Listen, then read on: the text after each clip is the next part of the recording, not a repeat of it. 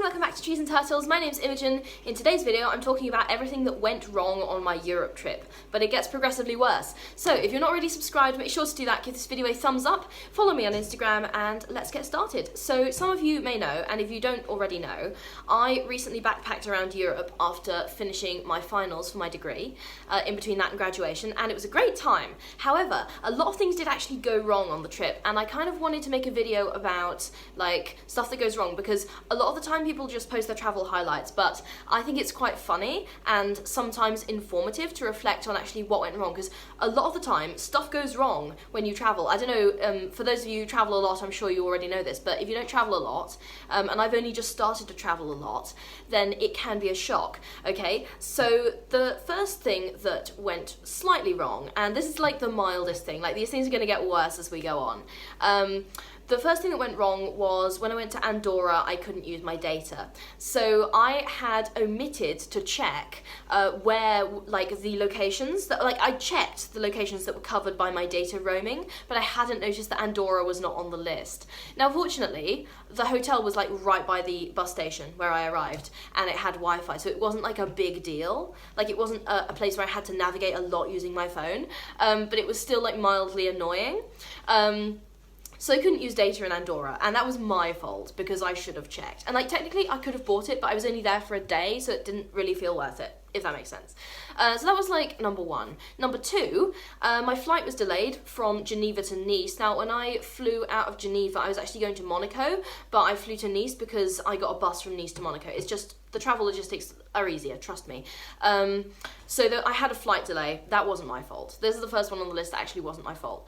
And yeah, that was a little bit stressful because I was thinking, oh, am I gonna like get to my Airbnb in time? Spoiler alert, I did get to my Airbnb in time, but it was just annoying, especially because I had run down my battery pack, and I usually I'm really prepared, right? But I'd left like Geneva like with a fully charged phone and a fully charged battery pack, and that was such a long day that I ran out both of them, and so I was like boarding the flight to Nice with like 40% battery, so that was a bit stressful. But anyway, that's number two. Number three, I had a bus delay on my journey from Prague to Bratislava. The bus was like 15 minutes late arriving, and it was an hour late.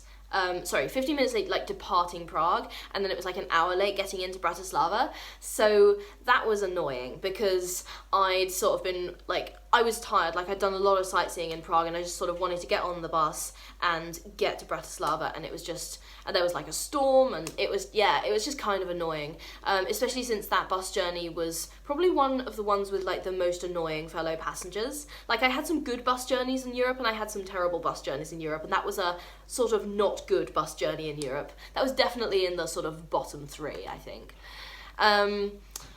What else? Okay, the number four is the Vienna to Vaduz train ticket saga. Okay, so basically what happened was I was travelling Vienna to Vaduz, and this was one of the reasons like I had to leave Vienna early, and it's like, this is the reason, if you've watched my Vaduz vlog, I explain in there that I had like a travel emergency, and I had to leave Vienna early, so I couldn't finish filming Vienna vlog, and that's why we don't have a Vienna vlog. So let me tell you the story.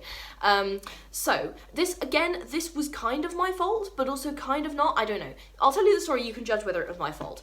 So I was in Vienna, and I was like, okay, I'm gonna check my train, because I had to get a train all the way across the country to Vaduz, and I was going to arrive in Vaduz in the evening.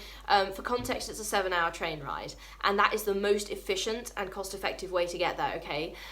So I checked my ticket, and I was like, okay, let's just check this, and then I'm going to go sightseeing in Vienna, and it said, ticket, child, and I was like, well, I'm not a child, what's going on? So I looked at it, and I was like, that's really weird. So I had to, like, go to the train station early because I wanted to sort this out, and I got to the train station, I went up to the counter, and you know, blah blah blah. Fortunately everything was in German, I'm fluent in German, so that was like, the language barrier was not an issue. Like if this had happened in like Poland or something, I would have been a bit screwed. But it happened in Vienna, fortunately, so that's good. I went up to the counter and I said, look, my ticket says child, is there any way you can like upgrade me? And the lady was like, no, you gotta buy a new ticket. So I was like, well, shit, because I'd bought this ticket like way in advance, and it had been like super like cheap, and I knew that buying a ticket like on the day, like 2 hours before, was gonna be expensive as hell, and it was expensive as hell. Yeah, it swallowed about half of my cash reserves for the entire trip, but it's fine because I had enough cash, and even if I hadn't, like I could have paid with my card, but I was just like, you know what, take my money, I just want to get on the train. So she took my money. For context, it cost about 105 euros for the whole train journey, which actually is for a 7-hour train journey, that's not that bad, but like at the time I was like, oh, why didn't I check the ticket? Anyway, I guess that was like 75% my fault. But I genuinely, like, I think on the website it like wasn't clear, but it's my fault I didn't read the fine print. Anyway, so I bought the ticket and I got on the train, and that was just stressful. But like, thank God I checked the ticket, right? Because that would have been awful if I'd showed up and tried to get on the train. They didn't let me on the train, and then my train would have left without me. That would have been an actual disaster. So I want to thank myself for checking the ticket. Anyway, I created the problem, I solved the problem. That was number 4. All right. Number 5, this is also to do with Vienna, but I almost quit the trip halfway through, and I didn't talk about this at the time because I wasn't really like ready to talk about it, but I almost quit and went home from Vienna. And there were a couple of reasons for this. Number 1, I was homesick. Like, I knew I was going to be homesick, but I didn't realise, like, how homesick I was going to be. And I just got to Vienna, and I was, like, halfway through, and I was like, I can't do this, I really, really want to go home. And it's, like, so long until I get to go home. And Vienna was, like, day 4 or 5 out of a 10-day trip, so I was, like, bang in the middle of the trip. And I was just like, I can't do this, I just want to, like, cancel everything, get my money back, and just book a flight home. And number 2, the other reason was that I was going through some, like, personal stuff emotionally, and that was like sort of messing me up a little bit. So there was a lot of like emotional stress and pressure on me that wasn't to do with the trip. Like, it was just personal stuff, and I was dealing with a lot of that at that point, and that almost made me quit the trip in Vienna. But fortunately, I talked to a couple of my closest friends back home, and I said, look, I'm really homesick and I got this other stuff going on, and I just really want to quit and go home. And they said to me, absolutely not.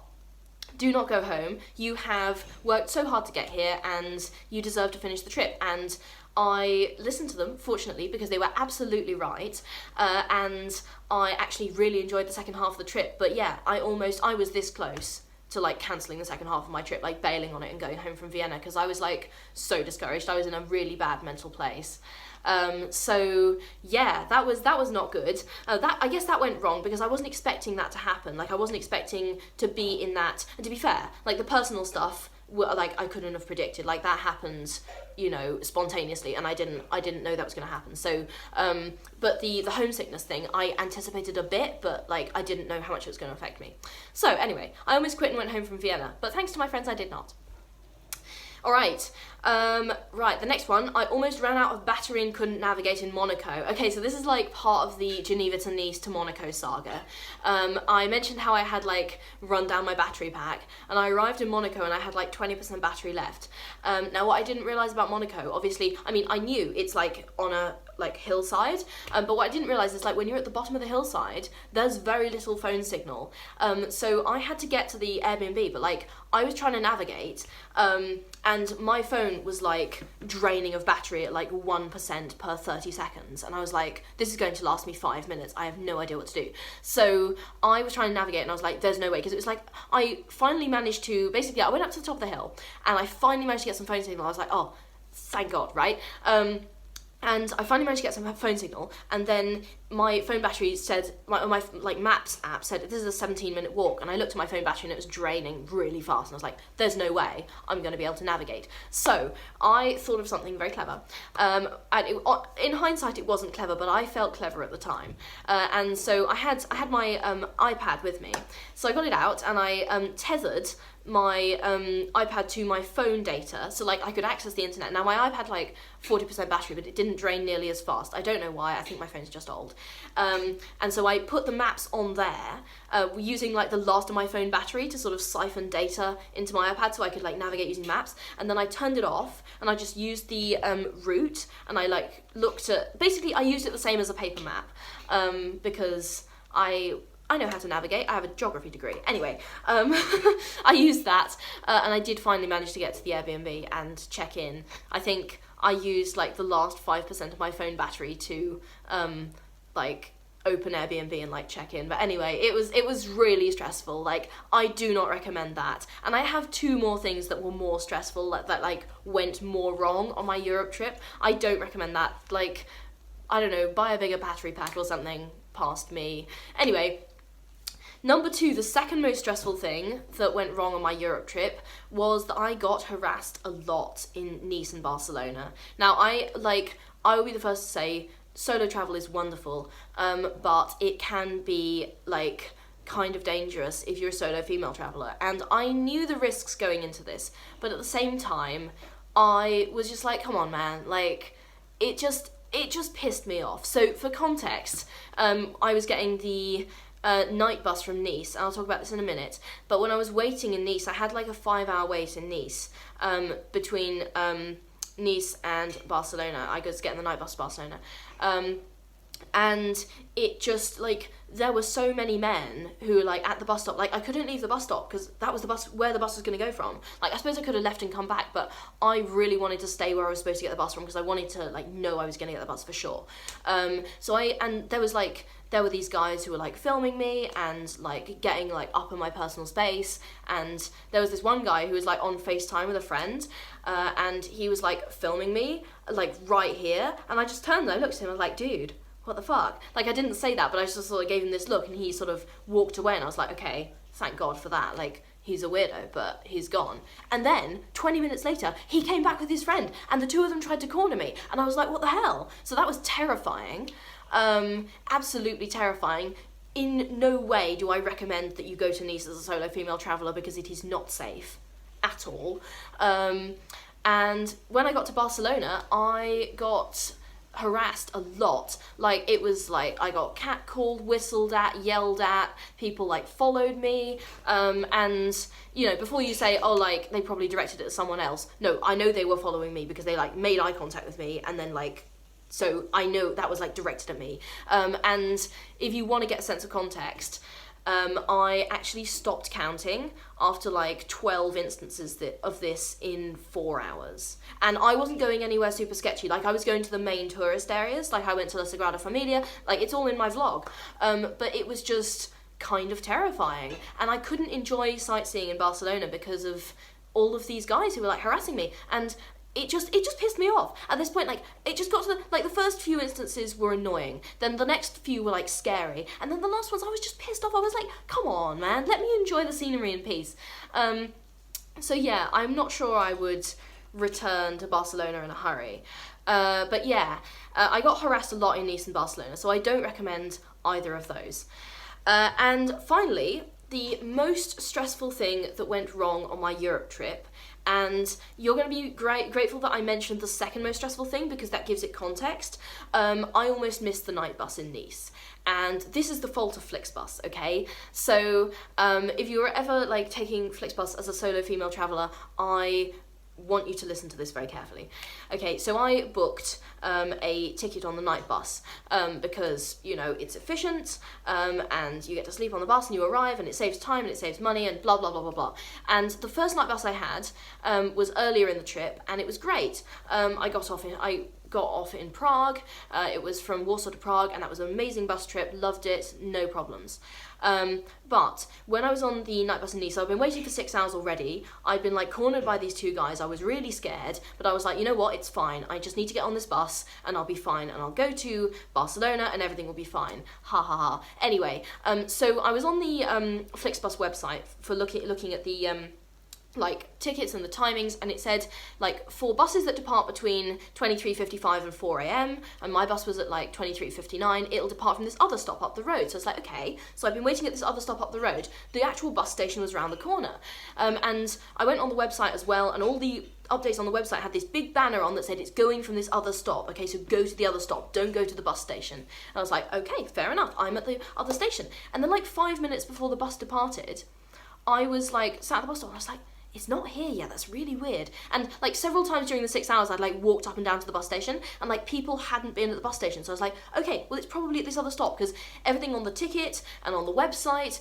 and like everything I can find indicates that it's going to be at this stop. So I was like, okay, fine. And then 2 minutes before the bus left, I see it drive past my stop heading for the bus station. I'm like, what the fuck? Like, it's supposed to stop here. So I absolutely book it to the bus station, where suddenly there's a crowd and like the bus is there and they're like loading people onto the bus. So I'm absolutely like sprinting at this point. Bear in mind I'm carrying quite a heavy backpack, and I am a small person, and I was very lucky that it was within sprinting distance, because if those two stops had been any further apart, I would have left it, like I would have been left in Nice, and that is 100% Flixbus's fault, because they told me the wrong stop. The wrong stop was on the like, it was on the website, it was on my ticket, like the live updates were telling me the wrong stop, and then they just went from the bus station regardless, and I was absolutely furious about that, because that put me in a lot of very real danger. Like, if I'd been left in Nice,